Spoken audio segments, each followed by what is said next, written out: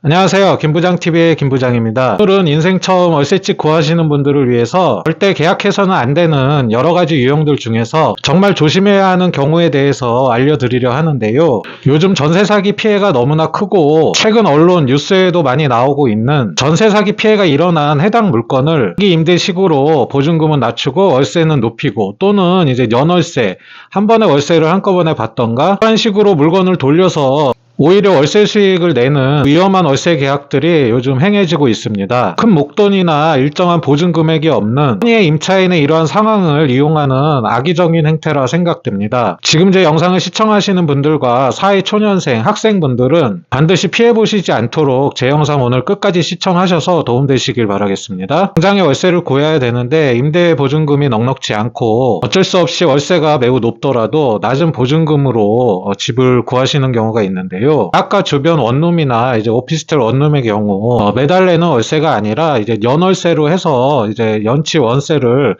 한 번에 선불로 받는 경우도 있습니다. 제가 항상 강조해 드리는 부분은 월세, 전세, 매매 등 모든 부동산 관련된 계약은 반드시 실제 소유주와 꼭 거래 계약을 하셔야 됩니다. 등기부등본상 갖고 보시면 소유자 표시가 되어 있습니다. 실제 소유자와 계약을 체결해야 합니다. 여러분들 집을 구하실 때 직접 집도 구경하였고 등기부 등본도 다 확인을 하셨고 이제 마음에 드셔서 계약 진행을 하시려 하는데요. 여기서 등기부 등본상 실제 소유주가 아니라 제3자, 즉 자기가 관리를 해주는 관리인이라 하면서 계약금, 임대 보증금, 잔금, 또 앞으로 이제 월세 부분도 다 자기 계좌로 송금하라 합니다. 무엇보다도 또한 가장 믿고 거래 계약을 할 수 있는 부동산 중개업소를 통해서 거래 계약을 하려 하는데 실제 소유주가 아니라 부동산 중개업소 대표나 직원분이 자기 계좌로 다 계약금, 잔금, 앞으로 월세 이러한 부분을 본인들 계좌로 넣으라고 하는 경우도 있습니다. 두 가지 경우 모두 본인들이 실제 소유주에게 위임을 받아서 관리를 해주는 물건이라 하면서 실제로 위임장까지 보여주면서 계약을 진행하라고 재촉하게 되는데요. 여기서 반드시 짚고 넘어가야 할 상황은 관리를 해준다는 본인들이 실제로 소유주에게 위임을 받았는지 아니면 악의적으로 이제 위임장을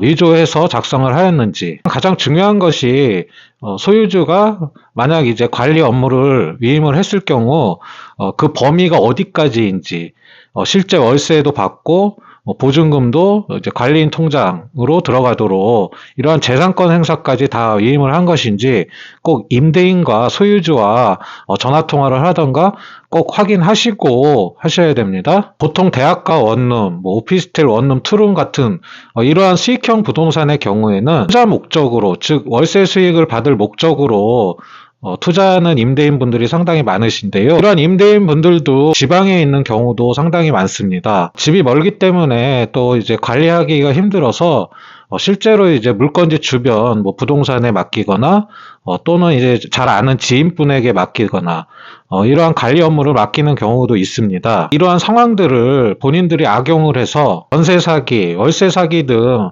부당이득을 편취하는 경우가 상당히 많은데요. 바로 본론으로 들어가서 직접적으로 말씀드리면 임대인 동의 없이 임차인이 또 다른 임차인을 구하게 되는 전대차의 경우입니다. 불법 전대차 계약이라고 하는데요. 전대차 계약은 이제 법적 용어입니다.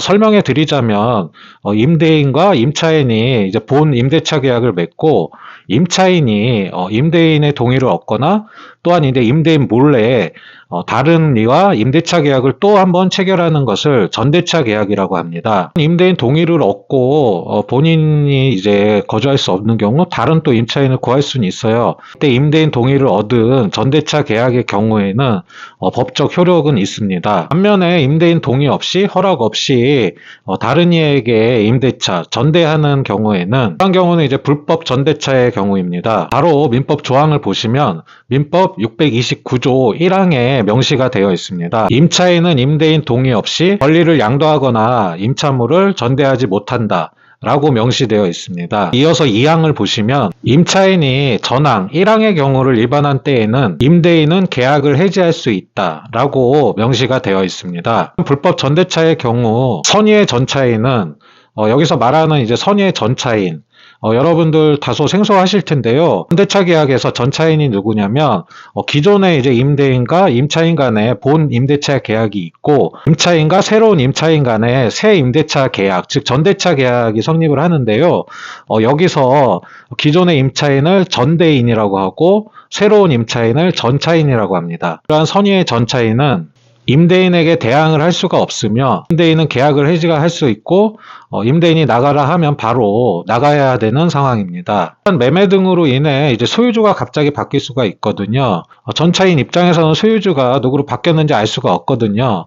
당연히 새로운 소유주는 또 새로운 소유주도 몰랐기 때문에 나가라고 할 수 있는 권리가 계약 해지의 권리가 있는 것입니다. 그러하기 때문에 지금 이러한 불법 전대차의 경우 전차인 입장에서는 누구에게도 보상받을 길이 없습니다. 고스란히 이제 피해를 안게 되는데요. 기존 임차인, 전대인과 전차인의 이제 계약은 효력이 인정되기 때문에 당사자 간의 손해배상 문제는 이제 서로 이제 해결하면 되는데요.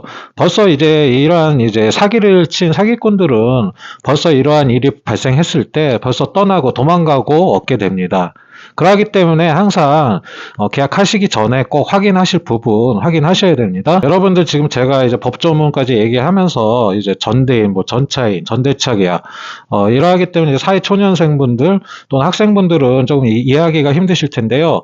실제로 실무 사례를 들어서 제가 이제 말씀드리겠습니다. 학생들이나 이제 사회 경험이 부족한 사회초년생 분들은 임대 보증금이 좀 모자라거나 또 여유가 없을 경우 보증금을 많이 낮추고 월세 시세를 알면서도 월세가 높은 보증금이 낮기 때문에 이러한 집을 구하시게 되는데요. 오피스텔 원룸 이러한 경우 기본 보증금이 보통 수도권 내에서는 보통 이제 500, 보증금 1,000만 원 보통 이렇게 기본 보증금이 형성이 되어 있는데 이제 월세를 매우 높이고 이제 보증금을 많이 낮추는 보증금 100, 보증금 200 이러한 경우 월세가 높더라도 이제 집을 구하게 됩니다. 무보증에 6개월치 월세를 미리 내거나 1년치 월세를 미리 선납하는 경우도 있는데요. 이러한 경우 실제 등기부등본상 실제 소유주 집주인과 계약을 하면은 상관이 없습니다. 하지만 여기서 본인이 모든 것을 위임받은 것처럼 이제 관리인이 나타나게 되고 거래하려 하는 부동산 중개업소 이제 대표라든지 직원분이라든지 본인들이 이제 관리를 다 한다 하면서 본인들 계좌로 계약금, 잔금, 또 앞으로의 월세 등 이 모든 것을 다 자기네 계좌로 입금하라고 하는데요. 이것이 큰 함정이게 됩니다. 말씀드린 이러한 사람들이 본인들이 직접 이제 임대인 소유주와 임대차 계약을 정식으로 체결을 합니다. 나서 본인들이 이제 마치 소유주인 양 임차인과 이제 다시 전대차 계약을 또 한 번 체결하게 되는 것인데요. 바로 여기서 이제 문제가 생기게 되는 것입니다. 실제 이제 지방에 계시거나 바쁘시거나 하여튼 관리하기 힘드셔서 이제 부동산에도 맡기고 지인에게도 맡기는 경우가 상당히 많고 이러한 이제 임대인 분들은 어차피 이제 투자 목적으로 제 수익을 위해서 이제 물건을 투자한 경우이기 때문에 매달 이제 월세가 꼬박꼬박 들어오면은 본인들 소유 집에서 누가 월세를 내고 실제로 누가 살고 있는지 월세 시세가 기존보다 더 올라갔는지 떨어졌는지 월세가 이제 꼬박꼬박 들어오기 때문에 아예 이제 관심이 없는 분들이 상당히 많습니다. 그러한 상황들을 악용을 해서 본인들은 이제 낮은 보증금과 기존 월세보다 높은 월세를 본인들 통장으로 다 이제 송금받게 하는데요. 실제 소유주와의 정임대차 계약서상의 월세보다 이제 높은 월세를 받게 되므로 기존 월세는 꼬박꼬박 입금을 하고 이제 새로운 전차인과의 월세, 높은 월세 그만큼의 이제 이 차익을 수익으로 편취를 하게 되는 것입니다. 이러한 방법으로 이제 물건을 적게는 50개, 많게는 수백 개를 돌리게 되면 그 금액은 정말 어마어마하게 됩니다. 이제 더 나아가서 간이 정말 큰 사기꾼들의 경우는 이제 월세 계약을 체결을 하고 새로운 이제 임차인 구해서 전세로 돌리게 됩니다. 전세 보증금을 본인들 통장으로 다 들어오게끔 하죠. 기존 이제 원래 집주인은 월세가 꼬박꼬박 들어오고 누가 살든 시세가 어쨌든 신경을 안 쓰니까 이 중간에서 이제 전세로 다 돌려버리는 겁니다. 실제로 이제 뉴스에서 몇백억 전세 사기, 불법 전대 행위는 임대인을 속이는 행위이고 형사적으로도 임대인을 속이고 본인들이 이득을 취하기 때문에 배임 행위에 가깝다고 할 수 있습니다. 지금까지 제가 예를 들어 말씀드린 몇몇 안 되는 부동산 중개업자, 정말 몇 안 되는 사기꾼들일 뿐입니다. 대다수 공인중개사 분들께서는 정말 어렵게 자격증 취득하시고 실무 현장에서도 정말 성실히 열심히 근무하고 계시고요. 또한 정말 여러분들 안전한 중개를 위해서 책임지고 중개 업무를 보고 계십니다. 사회 경험이 적고 정말 처음 이제 월세, 인생 처음 이제 집을 구하시는 분들 손해 피해자 없으시도록 오늘 제가 설명해 드리는 거고요. 공인중개사분들 정말 열심히 책임지고 중개하시니까요. 믿고 거래하셔도 되십니다. 오해하지 마시기 바랍니다. 마지막으로 다시 강조해서 말씀드리지만 부동산 매매든 전세든 월세든 거래 계약하실 때 반드시 등기부등본상 실제 소유주와 계약서를 작성하시고 계약을 체결하셔야 됩니다. 여러 가지 상황들로 인해서 소유자가 직접 나오시지 못하는 경우도 상당히 많습니다. 지방에 계시거나 근무하느라 바빠서 못 오시거나 이러한 경우가 상당히 많은데요. 이러한 경우 이제 대리인이 나와서 계약을 하게 됩니다. 가족 중에 대리인이 나올 수도 있고 또한 이러한 계약을 위임한 지인분이 나올 수도 있고요. 이러한 대리인과의 계약을 진행할 시에는 형식상 서류는 위임장 꼭 확인하셔야 되고요. 인감도장 찍혀 있는 것도 확인하시고 인감증명서 확인하시고 신분증 꼭 확인하셔야 됩니다.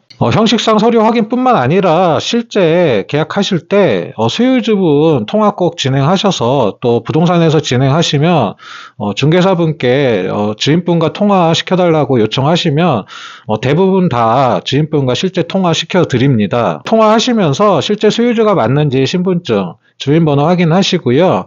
무엇보다도 이제 위임한 내용이 이제 계약서 작성만 위임을 하신 것인지 아니면 다른 어떠한 업무 범위까지인지 어떠한 내용들인지 이러한 것도 명확히 하시고 계약 내용, 월세는 얼마인지 또한 계약 기간은 얼마인지 이러한 모든 것 다 전화 통화상으로도 확인 가능하니까 꼭 소유주와 통화 꼭 한번 하시고 진행하시길 바랍니다. 채널 보시면 부동산 관련 다양한 정보를 업로드해서 무료로 제공해 드리고 있습니다.